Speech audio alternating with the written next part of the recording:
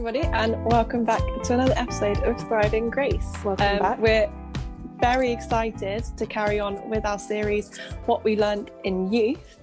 But before that, you know it, Abby's question. Hit us with it. My question this week is a bit random. It's because I was thinking about, like, I feel like when you're in school, everyone has like their favourite day of the week, and it's always like Saturday. But now I feel like as I've got older, my favourite day of the week has changed. So my question is, if you could only have like one day as your like days of the week, what day would that be? Wait, so you just relive that day over and over and over again? You don't have any other day, you just have one day. But like, can that vary? So you can do different things, but it's always that day? Yeah. So it like still has the vibe of that day, because I feel like days have vibes. Okay. Days do have vibes. Okay, what's your answer? I think mine is, I think I would say a Thursday. A Thursday? Why random. Thursday? That's really, yeah. I think I just like how it's close to the weekend, but it still feels like a very productive day. Thursday's the new Friday and all of that. But I feel like as well, like Friday and Saturday comes with these like expectations of like they're meant to be like really fun and exciting. But then sometimes they're just not, so they're a bit of a letdown. Whereas Thursday is sometimes the one that like spontaneous fun seems to happen the most on Thursday, and I'm all up for that. So I think a Thursday. Okay. I was going to say Friday, but you kind of pooped on that answer. So sorry. Any Friday lovers. So actually, I think I'm going to go Wednesday because I don't have any lectures on Wednesdays. Nice. So it's quite a chill day. It's like I've had a productive Monday, Tuesday. I'm chill. Yeah. Then I have Thursday, Friday to be productive. But on a Wednesday, I can just take a break from it. And anything can happen on Wednesday as well. Exactly. Anything can happen Thursday. Yeah, anything can happen any day. Whatever you make it. But for me, it's the Wednesday. And yeah, because it's productive, because it's a weekday, but also it's very chill. Exactly, yeah. So I'm glad we summed that up between us. Yeah, me too. We've got good days. Ellie will just be living in the Wednesdays. I'll be living in the Thursdays. Oh, we'll never meet. That's really sad. I think they would still meet. Don't worry, we'll work that out. Okay. That's the final details. Perfect. Well, now we've cleared that up, this week we're going to have a chat about something that's a little controversial. I'm a little scared to chat about it, to be honest. And I think people don't talk about it enough because it is really hard to chat about and not offend someone. Yeah, 100%. And like, I can think of one particular time that someone's tried to chat about it and it's just blown up into a meme on TikTok, which is really funny. Yeah. But the heart behind it, like, it didn't go well, but I know that those girls had conviction. So we're going to be talking about modesty and kind of like, I don't know, how I want it to be very much about like our journey of how we, like, the idea of modesty has developed over time for us, how our relationship with it has grown, and just like very much like a reflection on our own actions, our own beliefs on it. But saying that, my first question is like, do you think as a Christian we should dress and think about modesty? I think it's one of those things that it's like from person to person it's like seen a bit different, and it's one of those like universal things where people just have different opinions and different views on it. But I feel like it's one of those things that the Bible actually does really say like not like a ton on, but what it does say, I feel as if it is quite straightforward. So I feel like for me, I have quite like a, maybe not black and white, maybe like black, white and a bit of gold kind of view on it. But I just feel as if like modesty in general, like as I said, everyone has different views, so it's not like this checklist of like, here to be modest you can't do this but you can do this. It's like this much like deeper idea of like what you're trying to like show on the outside is like what you should be showing on the outside is what is on the inside, rather than like showing this completely different kind of like person on the outside to actually who you are. And I think being a Christian, your heart should totally be with God, and I think then that should also reflect on the outside. And there's an amazing verse which I absolutely love, that a good friend of ours, Justin. I feel like we shout him out quite a lot in a minute. Justin is going to come up in this a lot because he just taught us so much. Yeah. He said about this verse, and I've literally loved it ever since. And it is 1 Peter 3, verses 3-4. And it says, "Your beauty should not come from outward adornment, such as elaborate hairstyles and the wearing of gold jewelry or fine clothes. Rather, it should be that of your inner self, the unfading beauty of a gentle and quiet spirit, which is of great worth in God's sight." And I think that is literally, like, for me, just kind of sums it up, this idea that modesty and like your self-worth, going back to last week, shouldn't be put on like what you wear, how you do your hair, what makeup you have, how you do your makeup. You should be like living every single day to like pursue God and pursue his heart. Yeah, no, I agree. And I liked what you're saying about like it being an outward kind of expression of what's going on inside, because I once heard it explained to me that like, you know who a postman is by their uniform. It's like 100%. You know who's working in Argos because they've got the Argos top on. And like, whilst it's not so obvious, if like someone knows you're a Christian, the way that you're dressed is gonna kind of I don't know, show people what it's okay to be dressed like, and you need to be dressing, you know, for your job role.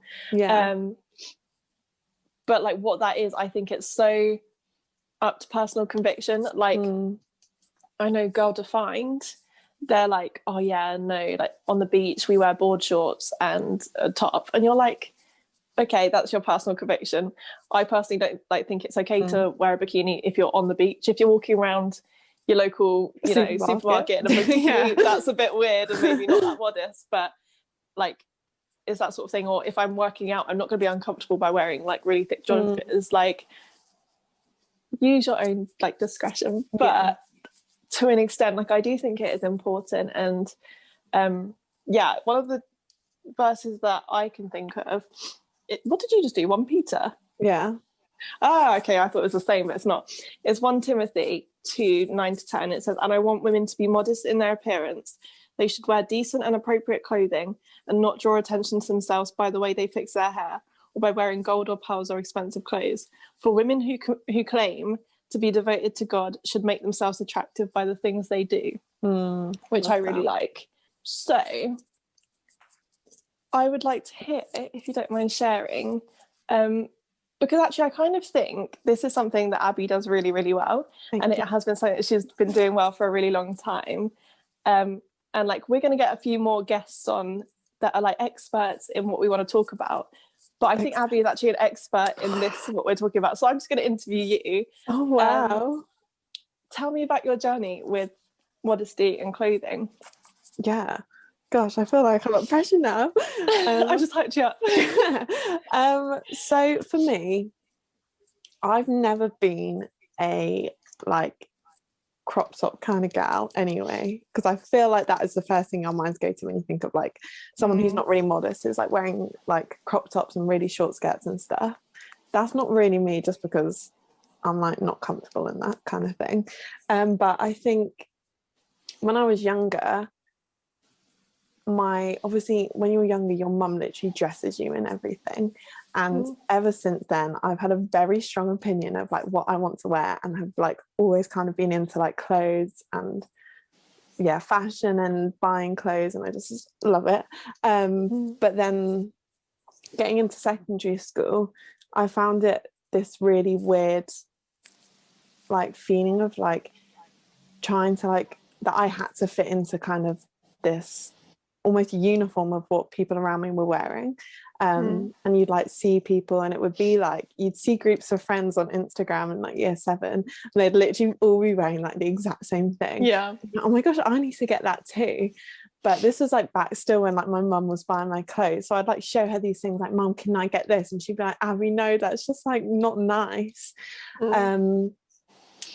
And obviously like some of our fashion back in the day was a bit rogue, questionable. Definitely questionable. But I think I just felt this like really like, I don't know, I guess a bit of like anxiety about the fact that I was kind of annoyed at my mum for like not letting me wear like the stuff that everyone else was wearing.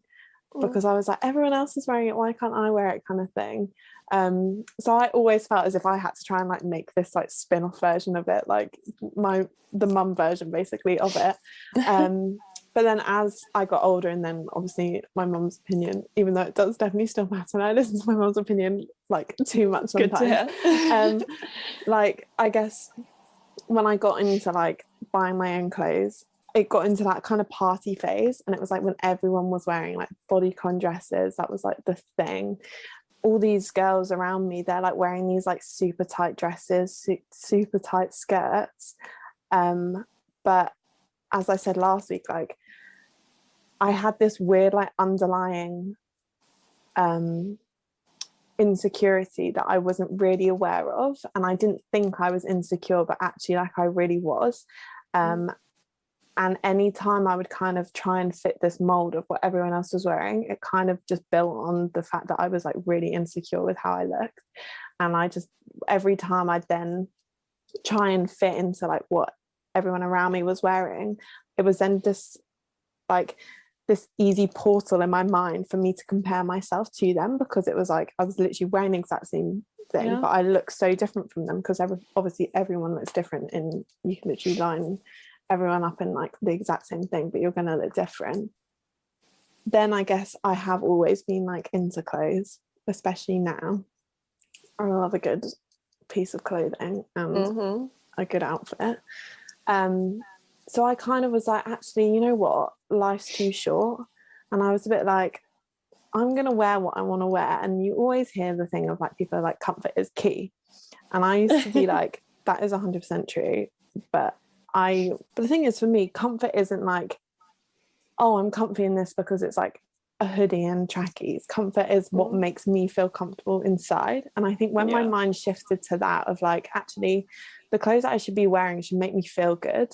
And I think often we can think of clothes as like they need to make us feel good because they need to make us look good. But I think actually sometimes it can be that clothes don't make us feel good when they make us necessarily look good. One thing I remember someone saying to me once was that our clothes that we should wear like shouldn't draw attention to us. What we should do and what we should wear should always just draw attention to God. I thought, I'm never like someone who wants to be like the center of attention anyway. So if I'm wearing like this dress that's like super tight, and my nan follows me on Instagram, I don't really want her seeing that anyway. But I guess I think when it like changed for me, it was like realizing that I hold this like dignity about myself, and I want people to see that, and I want people to see me for me rather than for what I look like. Just trying to find where you sit with it is hard, and I think it is. Finding where you sit with it is like really important, because I think as Ellie said, like everyone's opinions on it different. So find where you sit with it and like stay sat with that. Don't let people around you like change your opinion, because I think that's also like, someone may have a slightly more loose opinion of modesty than you do, but you don't want theirs affecting, because at the end of the day, it's like what makes you feel comfortable and what sits right with you. That was a very long-winded story. But... No, it was great. I love the like thought of like you getting dressed in the morning and like, you look sick. I think it's funny because like for me, it's actually quite the opposite. It's like my mom is great. She like is amazing. But she has always let me wear what I want. Which has been amazing, and I'm really like thankful for it. Like I would hate to be dressed up, like, you know, when you see as kids and you're like, you've been dressed by your mum, like even from like about 3-4 I'd like pick a dress or like whatever. And she had 2 rules growing up. She's kind of like as loved by my friends as like the Mean Girls mum, but more responsible. And she had 2 rules, and she was like, well, no, it's just one rule really: boobs or butt. You have to pick. You can't have one or the other. Like you've got to have one or the other. And it doesn't mean like show your butt. It means like if you want to wear a short skirt, then wear like a higher top, higher top. If you want to wear a lower top, wear trousers or like a longer skirt or something. So that was kind of all the guidance. Well, I mean, I'm sure if I come out in something really horrendous, she would have been like, Ellie, you're not wearing that. But that was the guidance I was kind of given. And I'm really grateful for that, because it did mean I got to explore like what I liked to wear and what I was comfortable in and what I thought modesty was. but it did give me room to have a journey with it. Yeah. So I guess kind of when I was like probably about 14, 15, you know, you get your shape, you get your womanly shape. And I was like, oh, okay. And kind of started to like show it off a little, you know, like I was very, very much a crop top. I still am, like, I mean, but I was very much like a crop top person, wanted to, you know, show it off and whatever. And I think that did come from like a society being like, oh, like if you've got it, you've got to show it off, and this is how you get boys. And so I was like, oh, okay, let's just roll with it. But actually, I remember having a conversation with Justin. I feel like we should have a little Justin count, like every time. Every time we say his name. And it wasn't even about this. He was so good at like encouraging us. He'd be like, if I was wearing like an outfit that had like a high neck and it was just like a nice put together outfit, he'd be like, Ellie, you look so beautiful today. Like, this is a lovely outfit. And it like wasn't a weird thing because like you were fully like clothed. But I remember having a conversation with him about something else, and he brought up it wasn't his advice because it's pulled from the New Testament, but I don't remember where exactly it is. But it says something like, everything is passable, but not everything is good for you, or everything is permissible, but not everything is beneficial. And I guess like that's modesty summed up for me. Like, you know, if you respect yourself enough, and the way that you wear those clothes and the way you flaunt those clothes, anything is permissible. But what is beneficial to you and what, you know, is really going to, I don't know, put out an impression is very different. So for me, like, I still wear crop tops. I have very short legs, so crop tops give the illusion that I have longer legs, really short girl legs. So, you know, there's some things like that. And like, I do like to wear dresses and like that, but I think also it's the attitude that you go out with. And I no longer, you know, I'm not dressing because I'm like, oh yes, I want these people to think that I'm attractive. I'm dressing because I'm like, I feel good in this, I like this, I like how I look when I'm like this. But then also, like, I know what you mean by when you talk about like the compliments that you'd get and you're like, I want to be known for something more than this. And it's like, actually, like, Rich Wilkerson Jr. was like, you don't need every man to find you attractive. You need one man. Like, that is one dude. And I was like, I don't know, I got to a point where I was just like really terrified. I was like, oh my gosh, like, what if I get the wrong man because I'm dressed like this and that's all he's attracted to? It's like, actually no, like, you just want that one dude to find you funny or to, you know, think you're a kind gal. And actually that doesn't come from dressing in that way. One thing that I found really interesting, and I think this is quite often a topic that we pin on girls and not on boys, and I think I don't know, that they have a role to play with this. And in 1 Timothy 2:9-10, it says about expensive clothes. And I guess modesty can be seen not just like not showing off your skin, but also about like the way that it said a lot about like wearing gold, wearing expensive clothes. Like, do you think as Christians it's modest for us to wear expensive brands? I think maybe that's the main one. Like, gold jewelry is a bit different because it's not as expensive as it was in that kind of time. But I guess if like, you're getting like fake gold jewelry. Exactly. So I guess like the equivalent is like, should we be wearing really expensive brands or like showing off the fact that we have money through our clothing? What do you think of that?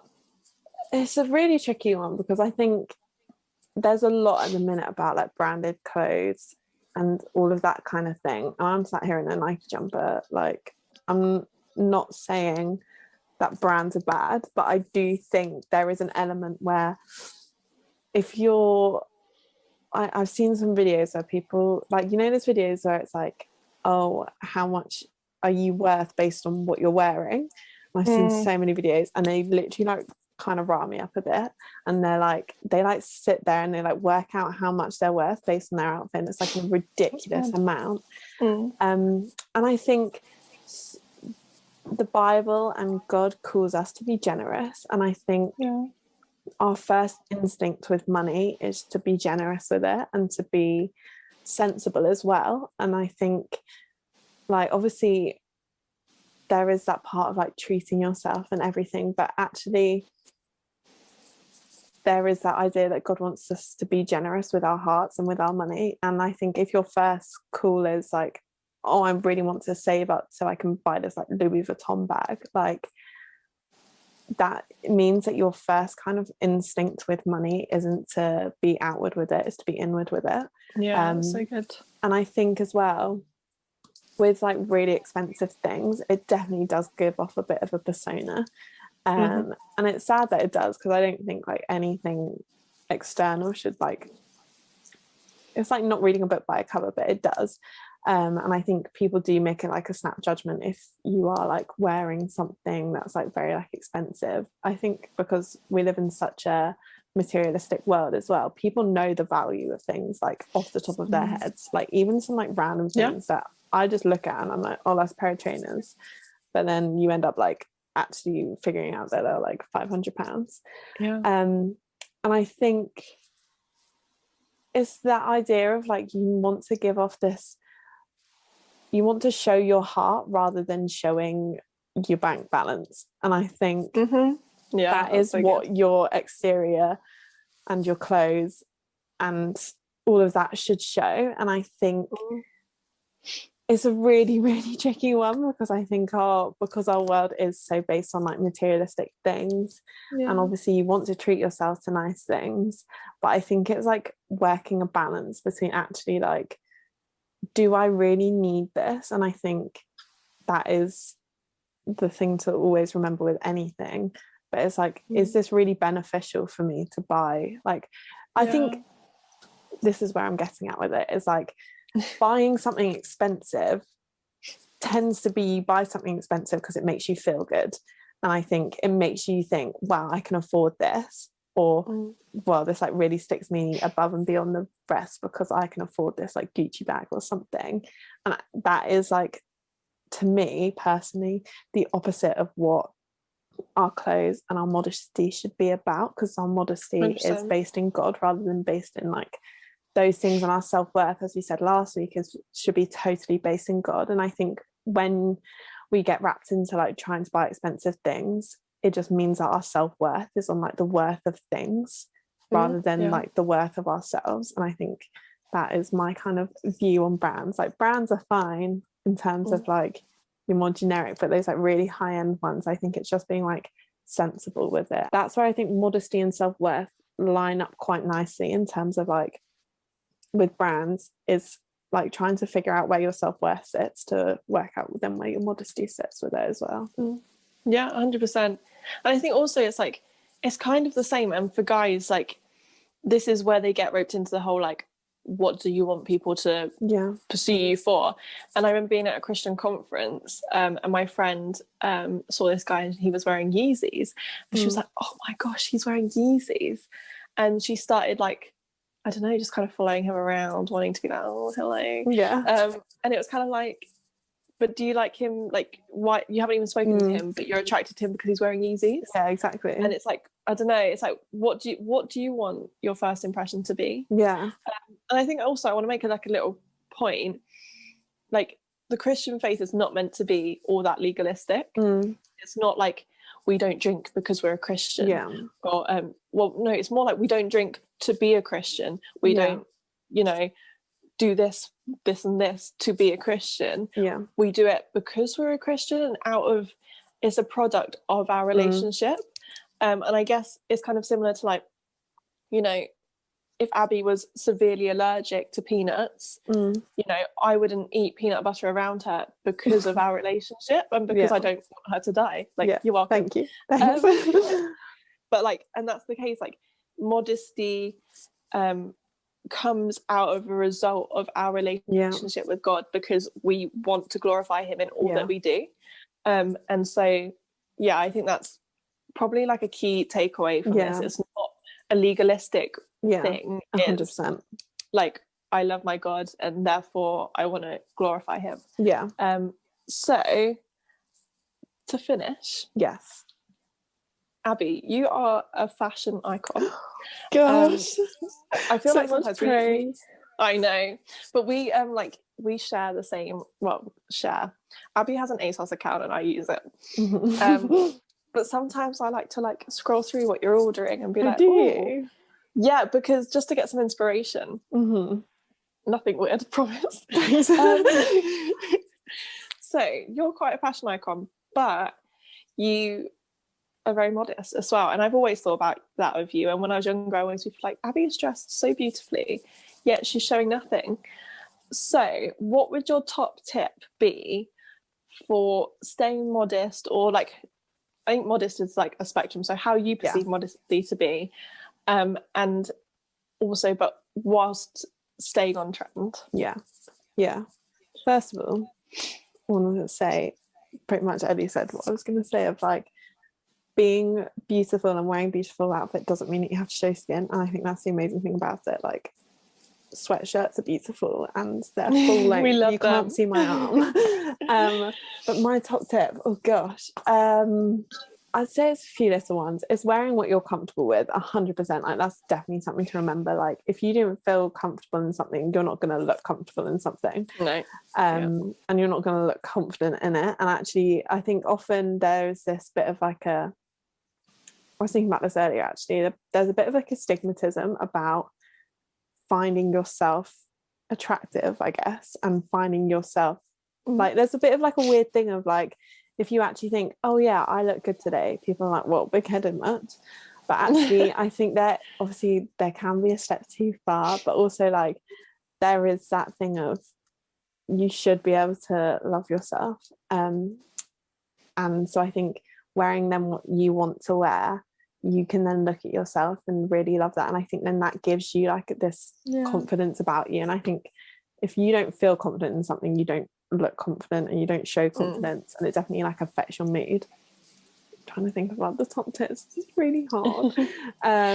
You can easily stay on trend. I think for me, when I was younger, I thought like, oh, I'm gonna have to wear some old like fuddy-duddy thing my mum finds, and everyone else is wearing like Topshop and I have to wear like Next. But I think you can easily stay on trend, and my top tip would be get a Pinterest board. Like, oh yes, that is definitely what I do. And but the thing is that it kind of seems like a counter argument, but my other top tip, which I think is my main top tip, is don't base your style on someone else's style, and don't base what you want to wear on someone else. 100%. And I think going from that, like, mine would be like, know your body.